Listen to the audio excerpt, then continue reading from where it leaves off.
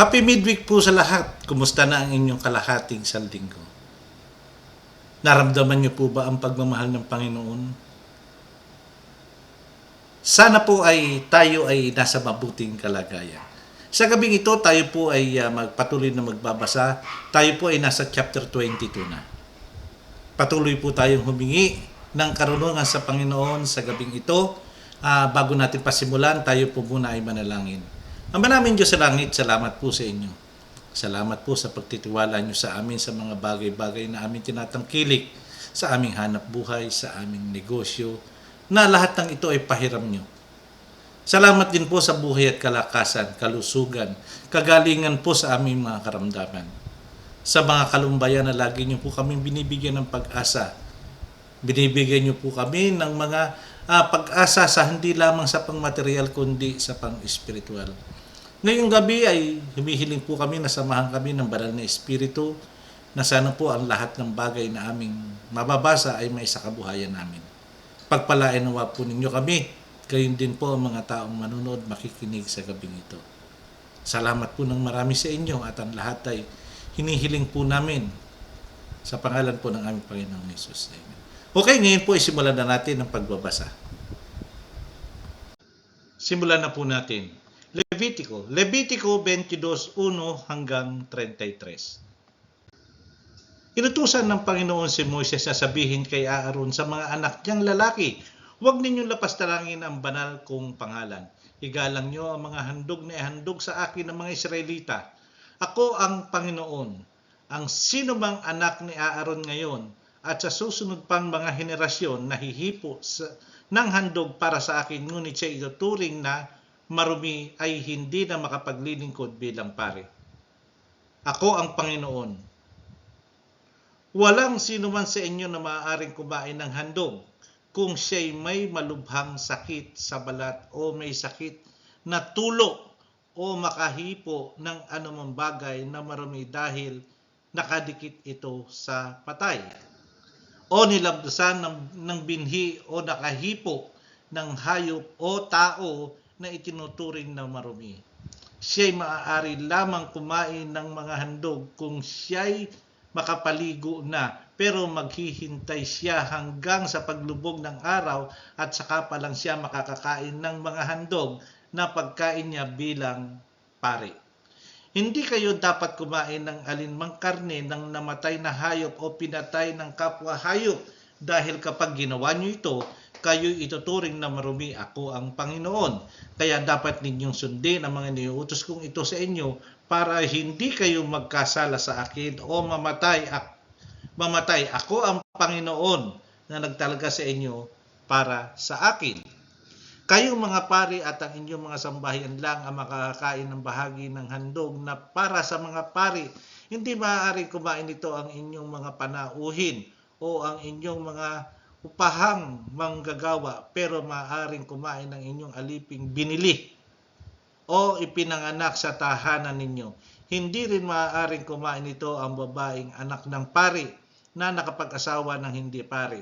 Pero kung siya'y biyuda o nabiyuda o naghiwalay sila ng kanyang asawa at wala silang anak at muling tumira sa kanyang ama, siya'y maaaring kumain ng pagkain tinanggap ng kanyang ama bilang pari. Tandaan ninyo, mabuti na kayong mga pari lang at ang mga sambahayan ang maaaring kumain ng bahagi ng handog para sa inyo. Pero kung sa hindi inaasahang pangyayari at may taong nakakain na hindi kabilang sa inyong sambahayan, dapat niyang palitan ang kanyang kinain at dagdagan pa niya ng 20% ang halaga noon. Kayong mga pari, pakaingatan nyo ang mga handog na inihandog sa akin ng mga Israelita para sa inyong pagkain. Ito ay hindi kayo magkasala nang wala kayong pananagutan sa akin. Ako ang Panginoon, nagtatalaga sa inyo para sa akin. Inutusan ng Panginoon si Moises na sabihin ito kay Aaron at sa mga anak niyang lalaki, sa lahat ng mga Israelita, pati na sa mga dayuhang naninirahan kasama nila.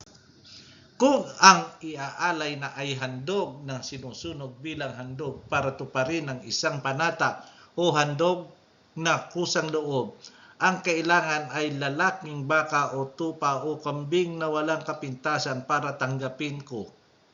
Huwag kayong maghahandog ng mga may kapansanan dahil hindi ko iyon tatanggapin. Kung ang handog para sa mabuting relasyon para sa akin ay iaalay bilang handog para tuparin ang isang panata o handog na kusang loob, ito'y kailangan baka, tupa o kambing na walang kapintasan upang ito'y tanggapin ko. Huwag kayong maghahandog sa akin ng bulag, may bali, may sugat o may sakit sa balat. Huwag ninyo itong iaalay sa altar bilang handog sa akin sa pamamagitan ng apoy. Pero maaari kayong mag-alay ng handog na kusang loob na baka o tupang bansot na may kapansanan sa isang bahagi ng katawan pero hindi ito maaaring ialay bilang handog para tuparin ang isang panata. Huwag kayong maghahandog sa akin ng hayop na kinapon o may kapansanan ang itlog. Huwag ninyong gagawin iyon sa inyong lupain. Huwag din kayong bumili ng hayop na ganoon ang uri mula sa ibang lugar at ihandog sa akin dahil hindi ko iyon tatanggapin. Ang bagong panganak na baka, tupa o kambing ay dapat manatili sa kanyang ina sa loob ng 7 araw. Pero mula sa 8 araw, maaari na itong ialay sa akin bilang handog sa pamamagitan ng apoy. Huwag ninyong ihahandog ng sabay sa isang araw o ang baka o tupa at ang kanyang anak. Kung kayo'y maghahandog sa akin ng handog ng pasasalamat, sundin nyo ang mga tamang paraan ng paghahandog. Ito ay para tanggapin ko ito at dapat ninyo itong kainin sa araw ding iyon ng paghahandog at huwag kayong magtitira hanggang sa kinabukasan. Ako ang Panginoon. Sundin nyo ang aking mga utos o ang Panginoon. Huwag ninyong lapastanganin ang banal na pangalan. Ang banal kong pangalan at ako ay kilalanin ninyong banal. Ako ang Panginoon na nagtalaga sa inyo para sa akin.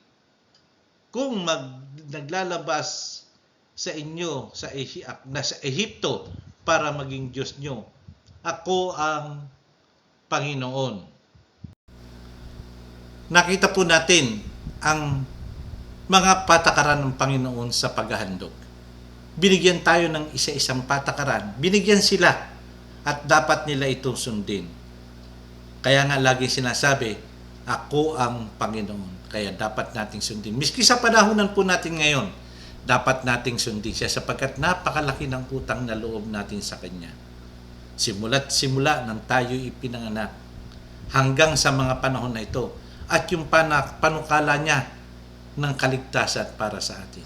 Sa pagtatapos mga kapatid, tayo po ay manalangin. Ama namin Diyos sa langit, maraming salamat po sa inyo. Salamat po sa lahat-lahat na ibinibigay niyo sa amin. Ama, patuloy kaming dumadalangin sa inyo. Ngayon po ay may pinapatayo kaming bahay-sambahan doon sa Balasing Church.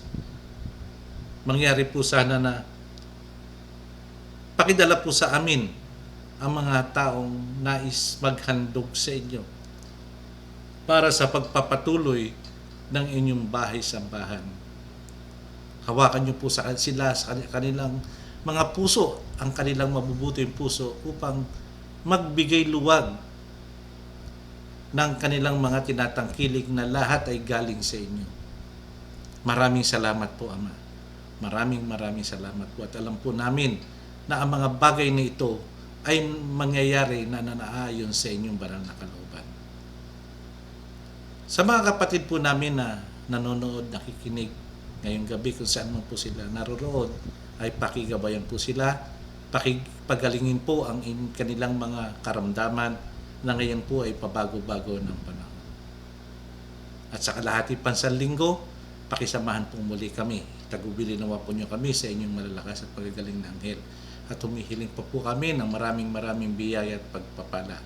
Sa mga panukala po namin, Ama, may mga gusto po kami mangyari. Mangyayari po ang lahat na ito na naaayon sa inyong banal na kalooban. Maraming salamat po muli at ang lahat po hinihiling namin sa pangalan po ng aming Panginoong Jesus. Amen. Okay, sa darating na Biyernes po, magkita-kita tayo. Happy midweek po muli sa lahat.